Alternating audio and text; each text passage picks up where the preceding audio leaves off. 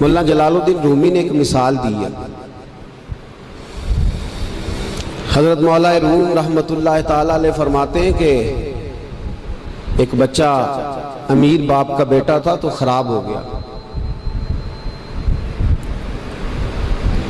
وہ غرض لڑکوں کے ساتھ پھرنے لگا، باپ کی دولت ساری ضائع کرنے لگا. والد اس کو سمجھاتا لیکن اس کی سمجھ میں بات نہ آتی.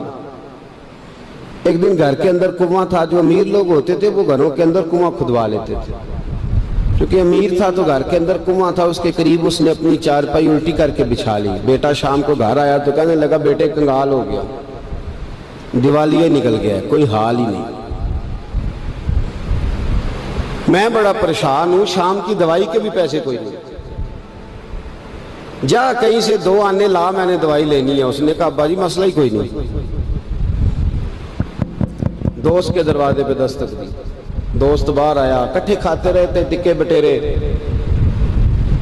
باہر آیا، ہاں جی. اس نے کہا 2 آنے چاہیے. کوئی مسئلہ نہیں، سجن ہے تو اپنا. 2 آنے دے دیے، لا کے ابا جی کو دیے. ابا جی نے دوائی کے لیے لیے تھے، جب ہاتھ پہ آئے تو کنویں میں پھینک دیے، کنویں میں ڈال دیے.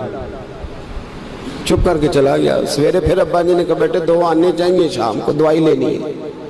کوئی مسئلہ ہی نہیں، بڑے سجن ہیں. دروازے پہ دستک دی، دوست باہر آیا، 2 آنے چاہیے، لے لو. ابا جی کو دیے، کنویں میں پھینک دیے. تیسرا دن، چوتھا دن، سجنوں کو پتہ چل گیا کہ بھوکا ہو گیا ہے. خبر پہنچ گئی، آج 2 آنے لین آئے سو. نے کہا کل میرے کو بھی کھڑے سو. اب شہرت ہو گئی کہ اب اس کے پاس شے بھوکا ہے. اب دروازے بند ہونے لگے، کھڑکیاں بند. انہوں آدھے میں کار کو نہیں. اب حال جو تھا وہ خراب ہونے لگا. کوئی نہیں پوچھنے والا، پریشان ہو گیا. ابا جی نے تو 2 آنے مانگ لینے ہیں شام کو. ملا رومی رحمت اللہ تعالیٰ علیہ فرماتے ہیں شام ہوئی، صبح دن چڑھا تو اٹھا. ابے نے کہا 2 آنے. اپنے شہر میں مزدوری بھی نہیں کر سکتا تھا، سارے جانتے تھے کہ چودھری صاحب کا بیٹا ہے، سیٹھ صاحب کا بیٹا ہے. دوسرے شہر چلا گیا. میری باتوں کی سمجھ آ رہی ہے آپ کو؟ دوسرے شہر گیا، مستریوں کے ساتھ مزدوری کرنے لگ گیا. شام ہوئی تو چھالے پڑ گیا، تو پیروں تک پسینہ نکل گیا. سخت آزمائش کا شکار ہو گیا. 2 آنے کما کے لایا اور وہ آنے ہاتھ پہ رکھے تو اپنا ہاتھ بھی چھوڑتا نہیں ان پیسوں کو. ابا جی کو دیے نا جب، تو ابا جی نے پھینکے کنویں میں تو بیٹے نے ماری چیخ. میں کہا ابا جی دماغ کم کر دا جے، بوڑھے ہونے کے ساتھ ساتھ سٹھیا تو نہیں گئے آپ؟ انہوں نے کہا کیا ہوا بیٹے؟ کہا 7 دن ہو گئے ہیں، 2 آنے دیتا ہوں آپ کنویں میں پھینک دیتے ہیں. انہوں نے کہا پتر میں کو پہلے دن سٹے نے، تو آج کیوں چیخ ہے؟ پرسوں بھی پھینکے، ترسوں بھی پھینکے. توجہ ہے مسلمانوں میری بات پر؟ اس نے کہا 7واں دن ہے تو میں نے پرسوں بھی پھینکے تھے، ترسوں بھی پھینکے تھے، اس سے پہلے بھی پھینکے تھے، تو چیخا نہیں. اس نے کہا ابا پہلے ادھار کے تھے، آج بولے نا، سارے بولے محنت کے ہیں. آج پہلے ادھار کے تھے، آج تکلیف ہوئی ہے. تڑپ گئے ملا رومی. کہنے لگے تو نماز اس لیے نہیں پڑھتا کہ تیرا مذہب مفت کا ہے. تو داڑھی کے بعد 1 سال بعد اس لیے کرتا ہے کہ تیرا مفت کا مذہب ہے. تو کہتا ہے پرسوں ترسوں شروع کروں گا، تیرا مفت کا مذہب ہے. ملا رومی کہنے لگے اگر تو نے قدر پوچھنی ہو تو پیسے خرچ کر، مدینے جا اور جنت البقیع میں بی بی فاطمہ کی قبر پہ کھڑے ہو کے پوچھ دین کتنی قدر والا ہے. پوچھنا حضرت فاطمہ سے.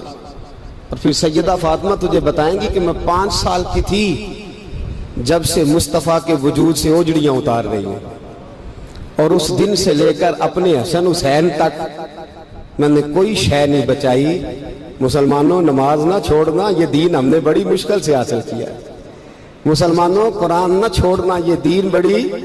فرمایا جا تجھے بتائیں گے وہ یہ کتنا قدر والا ہے. وما قدر اللہ کا قدر ہی، تجھے کیا پتا؟ تیرا کوئی بچہ کربلا میں شہید ہوا ہے، تجھے کیا خبر؟ تیری کوئی ماں نے پتے کھا کے گزارے کیے؟ تجھے کیا اس دین کی قدر ہو؟ تو نے کوئی تھپڑ کھائے ہیں دین کے لیے؟ تجھے کیا پتا ہو؟ تو مفت میں کہتا پرسوں رکھ لوں گا، ترسوں رکھ لوں گا، میں شروع کرتا ہوں، میں دیکھتا ہوں، میں آتا ہوں، میں بس فلاں کر. کیسے؟ تجھے کیا خبر ہو؟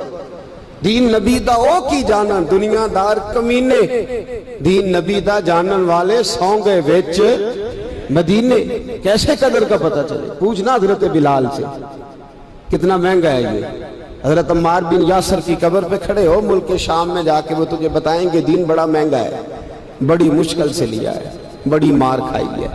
میری ماں سمیہ کے پیشاب والی جگہ نیزہ مار کے ابو جہل نے قتل کر دیا تھا. کہ پوچھ تجھے پتا چلے یہ کتنا مہنگا ہے. تجھے کیا خبر ہو اس کی قدر کیا ہے؟ اور پھر بھی تجھے سمجھ نہ آئے، پھر بھی تجھے خیال نہ آئے.